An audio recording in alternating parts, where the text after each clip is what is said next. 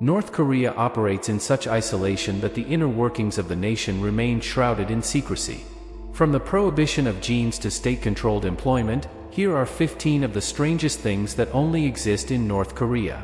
Number 15. The prohibition of international phone calls. When it comes to telecommunications in North Korea, making international phone calls is strictly prohibited. The government exercises tight control over the use of technology, especially when it comes to countries it considers enemies.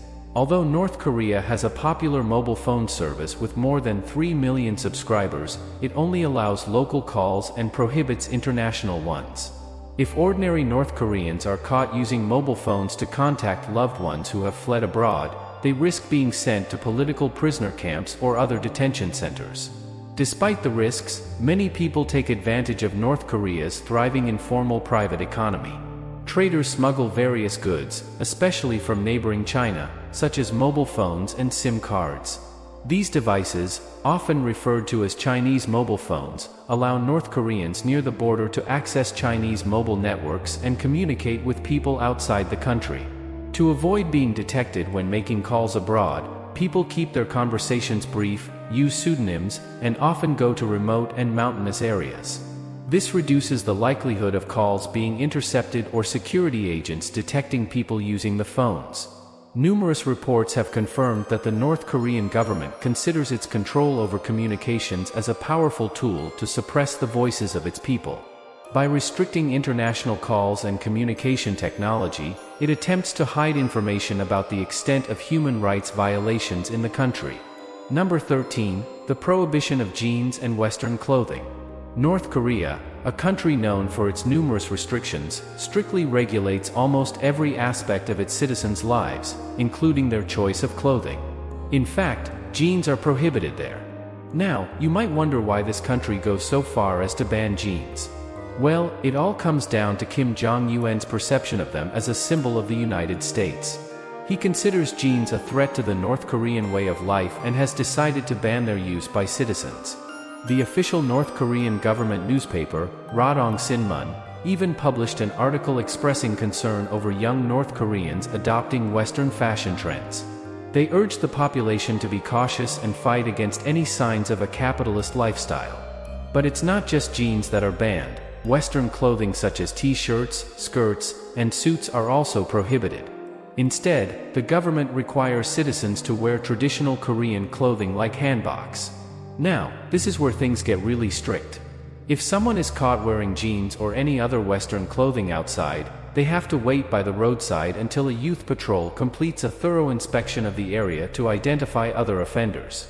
Once the patrol is finished, all offenders are taken to the Youth League office where they must confess their fashion violations in writing. They will only be allowed to return home if someone provides them with more appropriate attire. It's like a whole fashion police operation. So, the next time you go to organize your wardrobe, remember that what might be considered normal fashion in your country could get you in trouble in another part of the world. Number 12. Restricted broadcasts. When it comes to television in North Korea, forget about streaming services like Netflix or HBO. The country has banned satellite television, leaving its citizens with only 4 state-owned channels.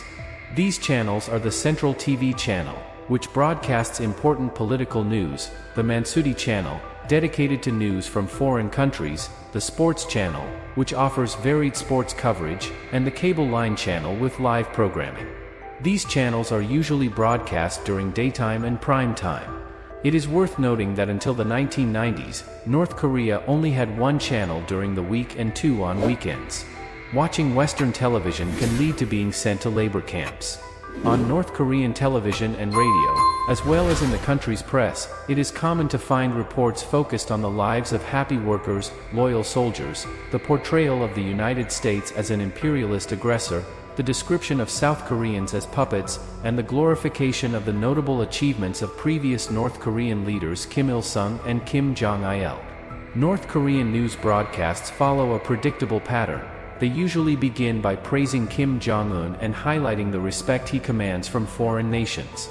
At some point, the narrative shifts to reprimand the United States, either directly or indirectly.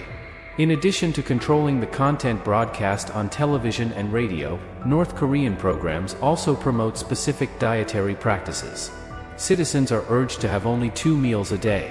Although the government denies that this practice is due to food shortages, it claims that its aim is to promote good health and nutrition. Number 11. The suppression of K-pop. K-pop, short for Korean popular music, is a popular musical genre originating from South Korea that has gained immense worldwide popularity in recent times. However, in stark contrast, K-pop does not enjoy favor or popularity in North Korea. Since taking power over a decade ago, Kim Jong-un has criticized South Korean entertainment, including K-pop movies and TV dramas, which he considers to have a corrupting influence on the minds of North Koreans. To discourage the consumption of K-pop, Kim Jong-un has intensified the penalties for engaging in it. In North Korea, listening to K-pop is classified as a crime with a possible prison sentence of up to 15 years. Moreover, a law enacted in December 2020 has made smuggling South Korean shows, including K-pop, a capital offense in North Korea. Disturbing reports indicate that North Korea has publicly executed at least 7 people in the past decade for distributing South Korean K-pop videos. These executions, with one exception, were concentrated in the city of Hysan and took place between 2012 and 2014. Citizens were forced to witness these gruesome scenes, where officials labeled the condemned as social evils before executing them. Number 10. The fake village. In addition to the numerous propaganda activities in North Korea, there exists a fake village located on the border between North and South Korea. After the Korean War in the 1950s, both sides agreed to create a buffer zone called the Demilitarized Zone, DMZ, which is 4 kilometers wide and stretches for 250 kilometers. As part of this agreement, all villages within this narrow strip of land had to be dismantled, with the exception of 1 village allowed for each country. South Korea opted to preserve Daesongdong, also known as the Village of Freedom, while North Korea decided to build a completely new village called Kijongdong, commonly known as the Peace Village. The North Korean regime of the time claimed that Kijongdong housed various facilities such as schools, a daycare center, a hospital, and more than 200 residents. From a distance, the village of Kijongdong might appear to be an ordinary settlement with people going about their daily lives. However, this perception couldn't be further from the truth. The so-called Peace Village is nothing more than a propaganda tool designed to attract South Koreans to defect to the supposedly prosperous North. In reality, the village is devoid of human inhabitants, with only a handful of caretakers occasionally seen cleaning the streets. It is even suspected that the residential buildings scattered throughout the village are mere facades lacking floors and interior walls. Despite having no residents, the village is brightly lit at night as if it were a real place. South Korean observers have witnessed this empty village and confirmed that no one actually lives there. Interestingly, the project had unintended consequences that bordered on the comical. In the past, the village's loudspeakers broadcast North Korean propaganda, such as patriotic songs and messages against other countries. In response, South Korea played K-pop songs over its loudspeakers as a way to retaliate and add some fun to the situation. Number 9. Controlled hairstyles. One highly controlled aspect in North Korea is hairstyles. Surprisingly, the country maintains a list of state-approved hairstyles for both men and women. If someone is seen with a hairstyle that deviates from the approved options, they may face punishment. For men, hairstyles like spikes or the use of hair gel are prohibited. Women also cannot wear layered cuts or bob hairstyles. North Korean hair salons prominently display illustrated guides with the only haircuts that Kim Jong-un's authorities consider acceptable. North Korean women, for example, have a selection of 15 approved hairstyles to choose from. Their hairstyle options even depend on their marital status. Married women must keep their hair short, while single women can wear it longer, often with curls at the bottom. On the other hand, North Korean men also have 15 approved haircuts. Men are strictly prohibited from growing their hair longer than 5 centimeters, although older men are allowed up to 7 centimeters. Interestingly, Kim Jong-un excluded his own hairstyle from these restrictions to maintain his uniqueness. However, in 2015, reports emerged that Kim Jong-un had ordered men to emulate his distinctive hairstyle. Those who violated these guidelines faced having their hair forcibly cut by the authorities, especially in universities that were warned to monitor any hairstyle associated with capitalism. Women were not required to adopt Kim's stylized cut, but they were advised to mimic his wife Ri Sol-ju's straight cut. Number 8.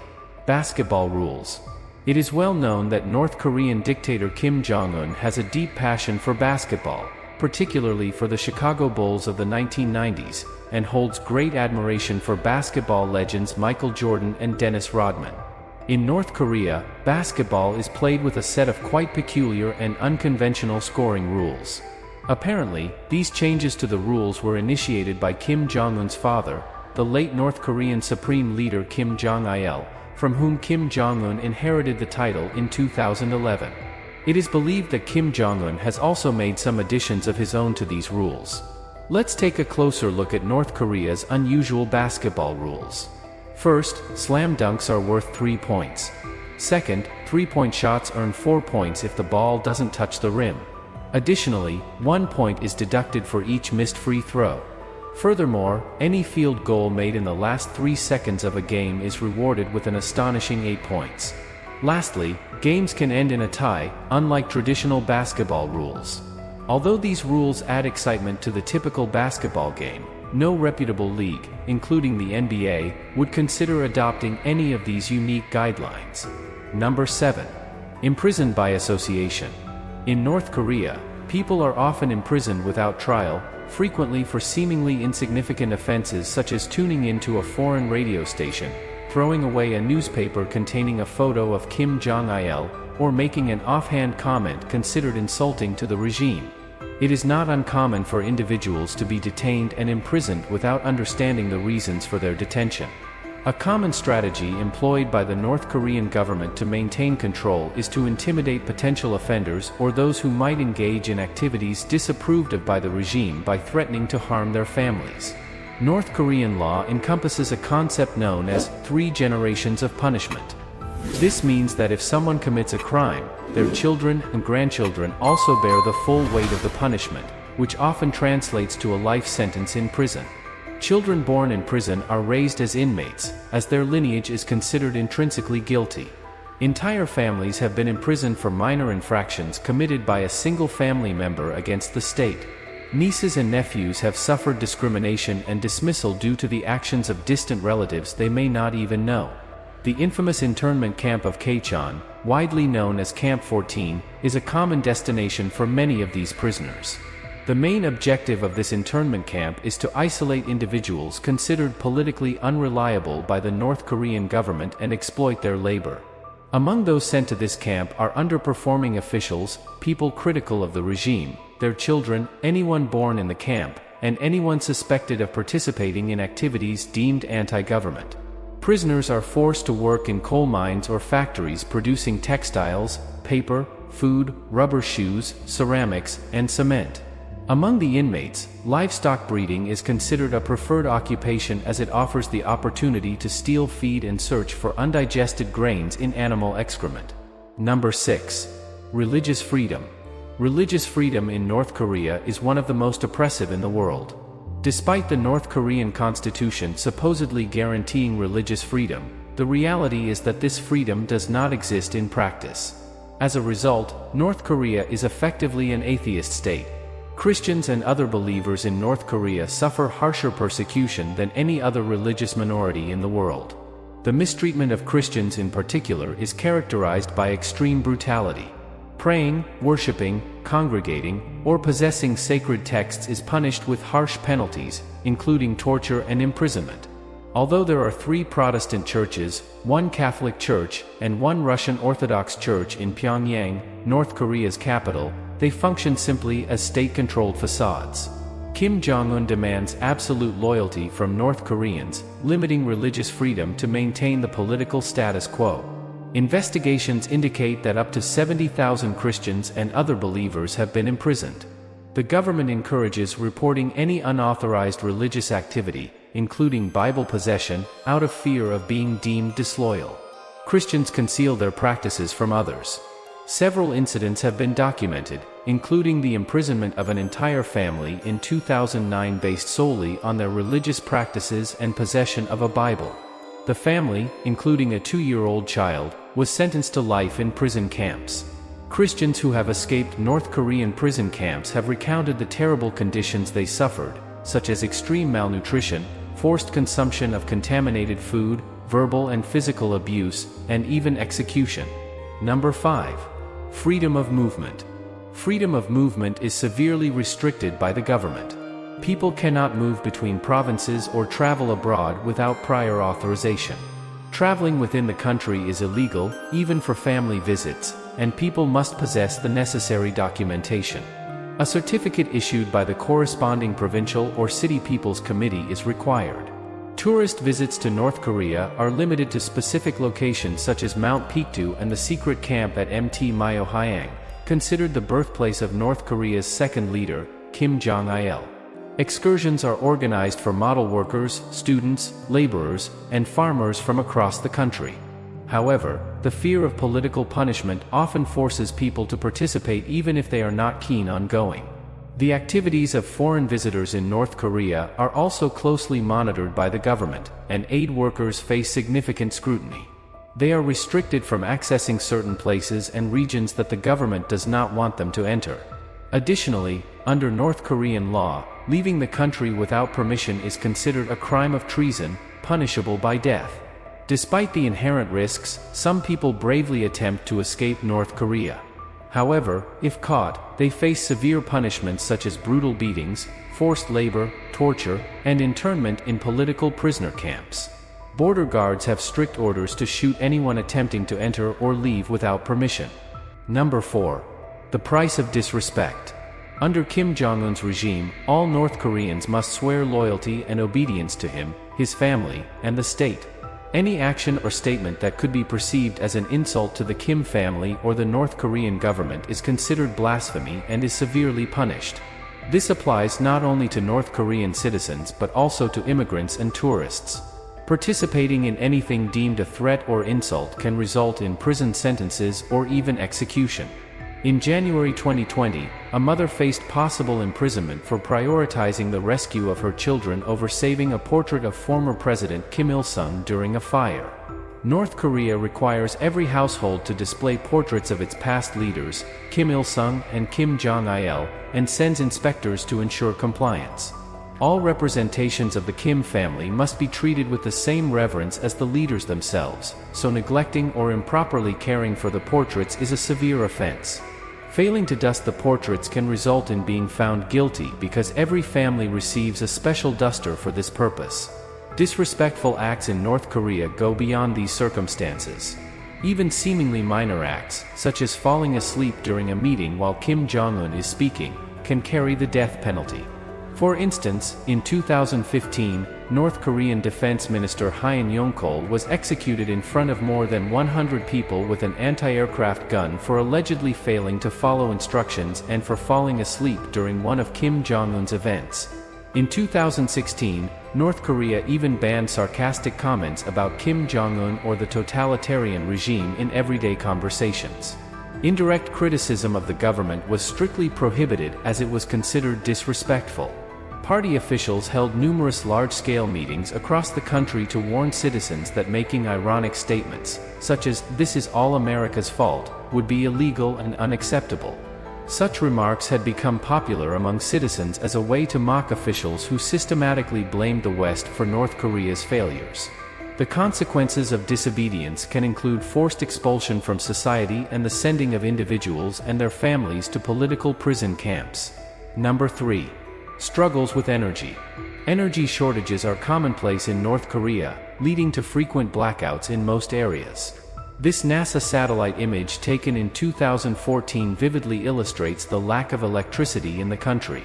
North Korea's electricity supply is insufficient to maintain continuous nighttime illumination. In the mid-1990s, the Soviet Union completely cut off the country's energy supply. While neighboring countries like South Korea and China shine brightly at night, North Korea has struggled to maintain its level of lighting, negatively affecting the country and creating an impression of lesser development compared to its neighbors. In South Korea, the average person consumes 10,162 kilowatt-hours of electricity per year, whereas North Koreans consume only 739 kilowatt-hours. As a result, entire streets experience blackouts, and people retire early due to the lack of activities in the dark. In 2019, it was estimated that 55% of North Korean households relied on solar panels to meet their energy needs. Despite the energy shortage, the city of Sinuiju, located across the border from China, only receives 4 hours of electricity per day. However, residents in areas visible from China are required to keep their lights on at night. Authorities have even ordered them to generate their own power to meet this requirement. This is because the North Korean government is concerned about how the outside world perceives the country and has historically sought to present parts of the country visible from South Korea and China as more prosperous than they actually are. Number 2. Silencing the online voice. Millions of North Koreans face immense difficulties accessing the internet. Although internet availability exists in North Korea, it is strictly controlled and limited to those with special authorization.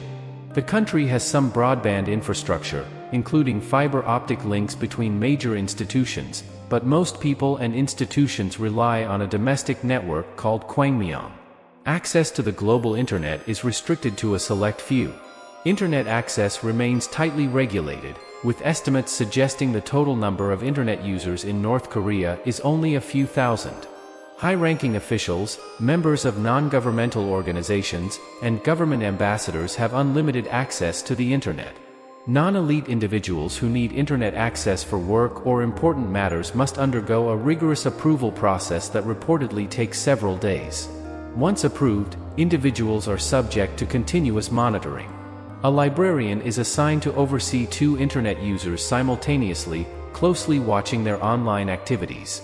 Every 5 minutes, the screen freezes automatically, and the librarian must authenticate with their fingerprint to continue using the internet. Additionally, authorized users are limited to 1 hour of internet access, and any extension requires another round of approval. In North Korean academic institutions, internet access is also limited. For example, professors and graduate students at the Pyongyang University of Science and Technology can access the internet through a monitored computer lab. These individuals primarily retrieve scientific and technical information to be published on the national internet. In April 2016, North Korea began blocking popular social media platforms like Facebook, YouTube, Twitter, and South Korean websites due to the government's concern over information leaks online. Number 1. State-controlled employment. On paper, North Korea boasts a 100% employment rate as the law mandates that every citizen has the right and duty to work. According to the Constitution, people are supposed to choose occupations based on their preferences and skills and are promised stable employment and working conditions. However, the reality is starkly different. The job-seeking process in North Korea is unlike that in most other countries. People do not have the freedom to choose their jobs. Instead, jobs are assigned by the state. In this system, the desired occupation has little influence on the job assigned. For example, high school graduates must fill out a form provided by the state, which is then evaluated by their schools.